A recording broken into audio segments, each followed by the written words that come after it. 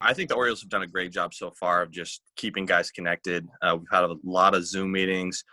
We did a cooking class the other day together on Zoom, and we're doing like a book club and stuff. So I think guys are really staying engaged that way. And, because there's a big worry about mental health right now and guys just being alone for so long, and when we should have been playing already.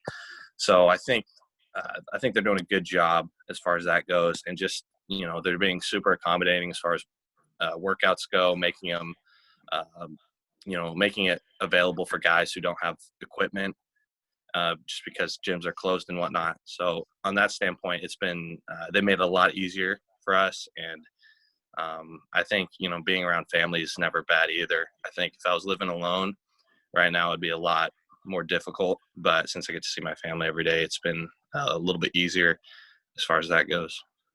That makes a lot of sense. In terms of workouts, one of the things I want to ask you, not even from a weight training standpoint, but I've talked to some other players, and I think as a hitter on your own, you could even do a lot of tee work. You can take swings. Pitching can be difficult, but there's things like as a catcher, when you're quarantined or isolated, like, is it difficult to work on your craft? Obviously, you're not catching professional level pitchers, but what are you doing to keep all aspects of your game as sharp as possible given the circumstances? You got to be creative.